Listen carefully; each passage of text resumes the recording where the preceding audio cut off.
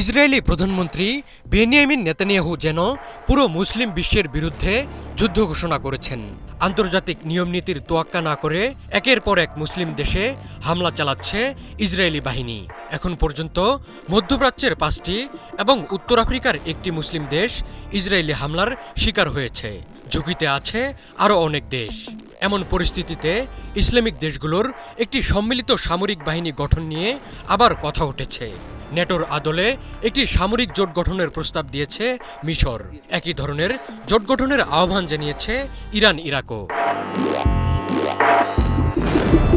নেটোর মতো কার্যকর সামরিক জোট গঠনের সক্ষমতা ইসলামিক দেশগুলোর রয়েছে। মধ্যপ্রাচ্যের ভ্যানগার্ড ইরানের কাছে রয়েছে সামরিক প্রযুক্তি।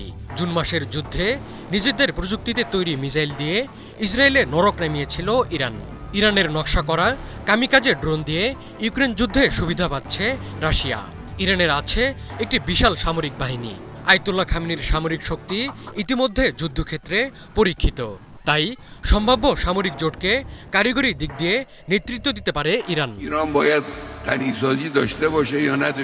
পশ্চিমা দেশগুলো নিজেদের নিরাপত্তায় গড়ে তুলেছিল শক্তিশালী সামরিক জোট নেটো।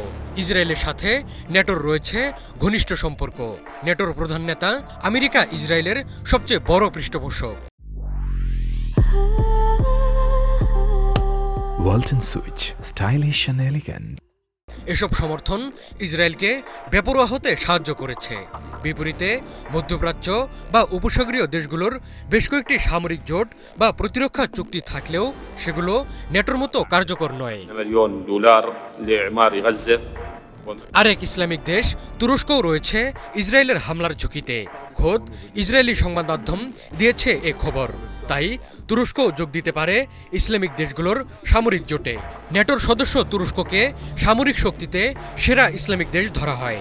সাম্প্রতিক বছরগুলোতে প্রতিরক্ষা শিল্পে বেশ ভালো উন্নতি করেছে তুরস্ক। বানাচ্ছে নতুন নতুন সব অস্ত্র ও প্রতিরক্ষা সরঞ্জাম। এদিকে দক্ষিণ এশিয়ার পাকিস্তান পারমাণবিক শক্তিধর একমাত্র মুসলিম দেশ। ভারতের সাথে সাম্প্রতিক আকাশযুদ্ধে সাফল্য দেখিয়েছে পাকিস্তানি বাহিনী। এছাড়া উপসাগরীয় দেশ সৌদি আরবের প্রতিরক্ষা বাজেট বিশ্বে অন্যতম বৃহৎ। তারা অত্যাধুনিক আমেরিকান এবং ব্রিটিশ অস্ত্রশস্ত্র ব্যবহার করে তাদের সামরিক শক্তি বাড়িয়েছে। ওদিকে আফ্রিকার মিশরেরও রয়েছে বিশ্বের অন্যতম শক্তিশালী সামরিক বাহিনী। সামরিক জোট গঠনে বড় অবদান রাখতে পারে মধ্যপ্রাচ্যে যুদ্ধরত ফিলিস্তিন, লেবানন ও ইয়েমেনের প্রতিরোধ যোদ্ধারা। একটি শক্তিশালী সামরিক বাহিনী গঠন করতে প্রচুর অর্থের প্রয়োজন হয়। উপসাগরীয় দেশগুলোর হাতে রয়েছে অঢেল টাকা।